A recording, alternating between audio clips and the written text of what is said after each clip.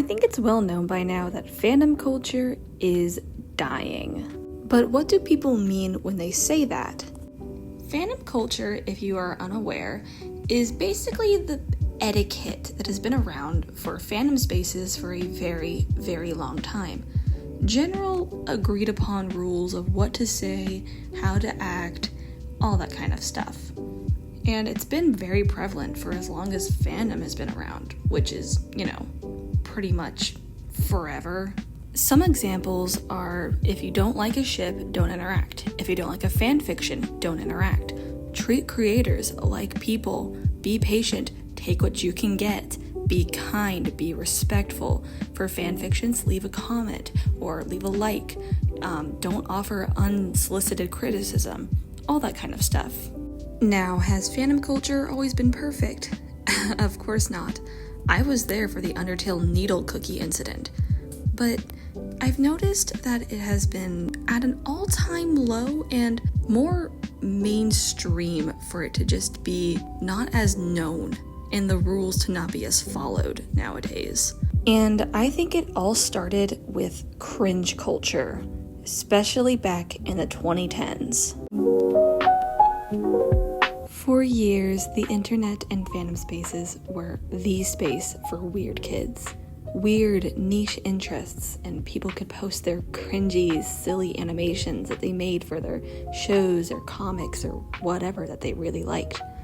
People could be authentic and could be themselves, and because everyone else was the same way, everyone else was also authentic and themselves, and it was a much kinder space for a very long time.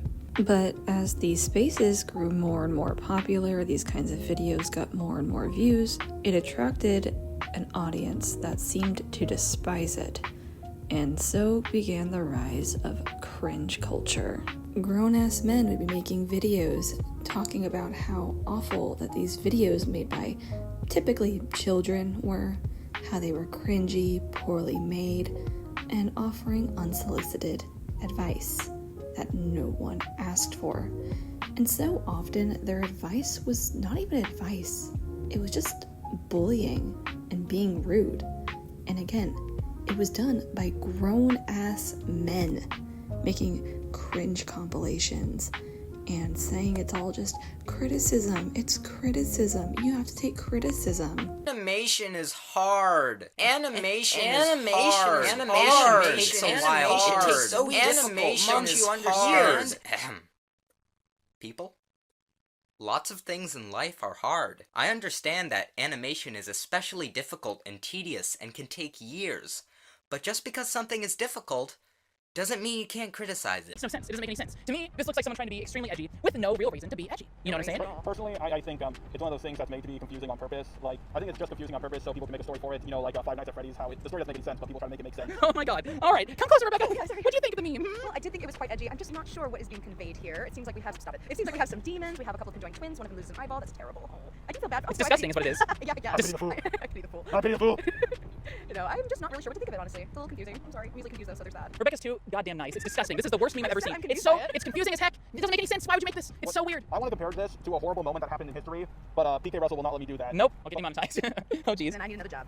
But this person has 1 million subscribers. This video has 2.3 million views. I'm very generous when it comes to art because I have no skill, just so you know. Their art should be stellar if they have that kind of following. And this is simple as hell. This looks like it took no time at all to draw. Based on that knowledge, it gets a 2 out of 5 from me. Oh. 2 out of 5. Definitely not the worst art I've ever seen, but definitely not deserving of the millions of subscribers and millions of views that this has. They acted as if these creators owed them something, that their works of art that they made from passion, creativity, and love was lesser than, because it didn't meet their expectations. And that was what made it cringy to them, because it was too authentic. And I feel like we are still seeing the effects of that to this day, because that's all I see nowadays. Every time someone decides to do something a little bit different, a little bit out of the box, a little bit quirky or kind of kooky or fun or, heaven forbid, corny, that is all they're known for. Like, who was that one TikToker I saw where they made an animation that was like with this Vocaloid song cover, and it was kind of a cringy animation, but like it wasn't that bad. But suddenly now they get harassed non-stop for the crime of being cringy, when if that video had been made years ago, like the 2010s, during peak animation meme YouTube, no one would have batted an eye at it. But now, suddenly, everyone despises it. Suddenly, no one can just look away, ignore, because it doesn't fit their humor or their standards. Suddenly now, people act as if that creators owe it to them. And now we get to the part that drives me insane, and that is the entitlement people have in fandom nowadays.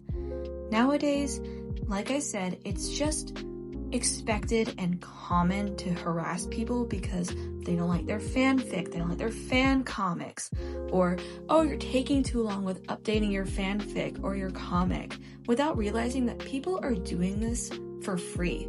In their free time, they are giving you works that they worked hard for. And then they also do it to people who make actual shows or movies or whatever. Like the way people harass Glitch for like The Amazing Digital Circus, the way they didn't like the ending, so they harass the voice actors and Gooseworks herself, because again, they don't like how they, like, the creator of a show decided they wanted to go with their show and tell the story they wanted to tell, and they didn't like that. So not only do they harass the creators, but they also harass people who are fans of that. For example, someone got doxxed for saying they liked Jax. That is peak entitlement to me. Like, who do you think you are? That is ridiculous. And once again, we are losing fandom spaces because of that. But how did it get this bad? Like I said earlier, fandom spaces were never perfect. That as much is prevalent. Like I mentioned earlier, the Undertale needle cookie incident. But that was always a very small minority, but nowadays it feels like this is the majority. How did this happen? My theory is 2020 during the quarantine lockdown, and everyone was just suddenly on the internet. People who have never been in fandom spaces started engaging, and the really toxic people started really taking over, because the really toxic people were the ones who were always chronically online. Meanwhile, the more normal, nice people were never that chronically online. So the more toxic people had a stronger grip now that suddenly the whole world was on the internet because of quarantine. And then those toxic people began influencing newcomers on how they should act. In reality, it's not how they should act, but they were influencing them. And for a while, fandom spaces in 2020 went back to how they felt like they were long ago, before commentary YouTubers ruined it all. But then, the moment quarantine ended, the normal fans once again started going outside because they were no longer forced to be chronically online, which then left all the toxic people that were created and influenced by the original toxic people. And now it was just tripled. They were everywhere now because of quarantine, because of how many people were influenced by the original toxic fans. If that makes any sense. I hope I'm making sense with this. But yeah, I do feel like that is a big contributing factor. But another thing is the kind of people who also were new to fandom spaces. I feel like a lot of those people who were new to fandom spaces, who were coming in because of quarantine and lockdown, were people who we could consider the popular kids. I don't like using that term because I feel like it perpetuates the idea that people can enjoy weird things while also maybe being like traditionally attractive or popular or whatever. However, there were a lot of popular kids who were known for bullying weird kids and their weird interests, and now all of a sudden, because of quarantine, they're being exposed to all of those interests and weird things. So now they're kind of joining in fandom spaces and kind of bringing in that nasty attitude that they had when they were picking on those weird kids. And with their nastier attitudes, they also brought in their sort of entitlement and just rushing creators, demanding things, and overall being rude. For example, there's this artist I like to follow on Instagram. They make a little comic series with their OCs, and it's really cute and it's really fun. Now, it has been a couple of months since they've updated the comic, but on their alt account, they have been posting little doodles and sketches of some of the characters that aren't really canon. And people have been going to those sketches and basically demanding a new chapter and being rude and overall very entitled, feeling like they deserve the next chapter of the comic, as if this person isn't just wanting to write about their original characters for fun. They do not owe that to you at all. And with this extreme, we're met with another one, that being extreme gatekeeping as a response. As a response to all of the newcomers in fandom spaces who haven't really been there as long as some others, old people who have been in fandom spaces for a very long time got very gatekeepy, which is part of what fandom culture is against. Fandom culture is about welcoming and being open, but the gatekeeping was a direct response to the toxic fans that are now coming in, that are a huge influx. And in some ways, you can't entirely blame them. Old fans are being shoved to the side by people who typically were the ones who were picking on them for their interests. So it's only natural that in some ways they'd get defensive of the things that they loved so much. However, it has gone to the point where some people do not want to enter fandom spaces because of these gatekeeping fans. An example is the Vocaloid fandom. Vocaloid as a fandom was dying for a while, but then Mesmerizer came out and it exploded. And now suddenly, a ton of new people who have probably never really heard of Vocaloid or have never really been interested in it are suddenly very interested in it. However, people who like Teto and Miku as a duo are typically made fun of by old fans. They're shoved to the side and made fun of and are called LARPers. The term LARP as a replacement for the term poser, I feel like, is destroying fandom now. Because LARP already has a meaning. It means live action roleplay, which is the opposite of being a poser. It is the opposite of being someone who's, trying to insert themselves into fandom culture and doesn't know what they mean. If you're using LARP as a replacement for poser, you are a poser, because it tells me that you have no experience in fandom spaces, because LARP has been a thing for a very long time, but you guys have changed the definition and use it against anyone who may be new to a space, doesn't know everything, may be curious about a space, and you shove them away from it. You scare them away because they don't want to be called a LARPer or a fake fan or a new gen, because you make them feel stupid. Fandom is meant to be a place of welcoming, of excitement, of community. Rather than making someone feel dumb for being new, you should make them feel excited to be part of a new community. Rather than telling them, you don't know that, you should tell them, oh my gosh, that's so cool. It's a really cool thing, part of this community. Let me show you, let me tell you what it's about. Rather than shunning them. That's what community is supposed to be, but fandom is turning away from that. And again, I do think it comes from all these popular kids and toxic fans who have turned fandom spaces into something completely new and pushing away old fans and old fans feeling like they have to fight for their right to stay in fandom. But in turn, for fighting for that right, they are now turning away people who are genuinely interested in joining a fandom. Now, I'm not saying there aren't exceptions to some of the things I mentioned earlier. Besides certain things like don't dox or harass people, obviously. but I mean in terms of how creators should act and how criticism should be given.